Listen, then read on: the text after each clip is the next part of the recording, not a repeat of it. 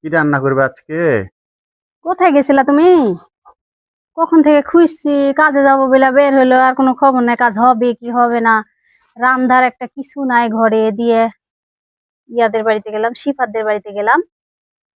তে ওরা আবার বলে যে পুঁই মুসরি বিক্রি করছে। হ্যাঁ, এত দাম পুঁই মুসরির এখন! কয়টা বলছে কেজি? 70 টাকা কেজি। সবাই লিয়ে এসে খাচ্ছে, আমার তো সেই পছন্দ, তুমি ভালোভাবেই জানো। দিয়ে আবার যে হাফ কেজি নিয়ে আসলাম, দেখো কাঁচা, বেশি পাকেও নি। জ্বালাই এমনি দিল না? এমনি দিল। আরো বলছে টাকা দে আগে, আমার টাকার দরকার, টাকার জন্য বিক্রি করছি। এই কাঁচা জিনিস বিক্রি করে দিল না পাইতে? না পেকে বিক্রি করে দিয়েছে। সে জানো আমার কাছে একটা টাকাও নাই, আমি একেবারে আম্মুখ হয়ে গেছি। দেখেন বলছে কি যে হলো আমি টাকার জন্য বিক্রি করছি, নগদ টাকা হলে বিক্রি করবো, নাহলে বিক্রি করবো না। এ তাই কথা বলছে। বলছে? হ্যাঁ। দিয়ে পরে ওরে আল্লাহ দিশা মিশা না পায়া ওই ইতির মায়ের কাছ থেকে টাকা নিয়ে দিলাম, হাফ কেজি নিলাম। হ্যাঁ। রান্ধারও কিছু নাই, ও, তো নিয়ে আসলাম। তো দিও 35 টাকা ইতির মাকে দিয়ে দিতে হবে। আচ্ছা দিবনি। আর আচ্ছা পুঁই মুচড়ি ভাজি করবা না? পুঁই মুসরি ভাজি করবো আলু দিয়ে, আর ভাত রান্না করবো, কি করবো আর।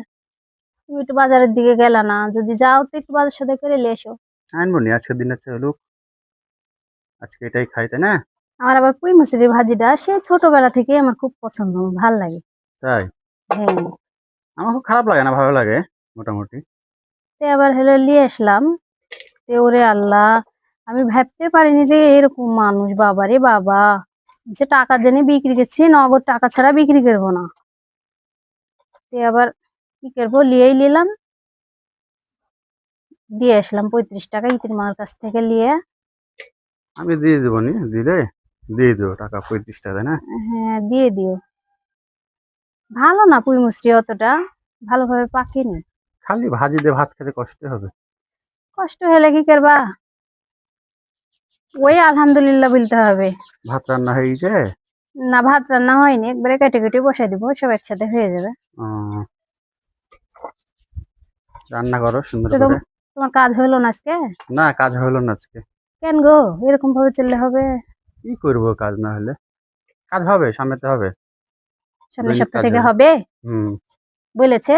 হ্যাঁ বলেছে, রেগুলার কাজ হবে, সমস্যা নাই। তাহলে রেগুলার কাজ হলে তো একটু ভালো হবে, কিস্তি মিস্তি দিয়ে একটু বাজার সাথে করে খাইতে পারবো আরামে। হ্যাঁ।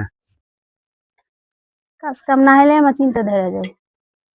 কাজ তো হবেই, রেগুলার কাজ হবে, সমস্যা নাই। কিস্তি দিতে সমস্যা হবে না, বাজার টাজার করতে সমস্যা হবে না আল্লাহর রহমতে।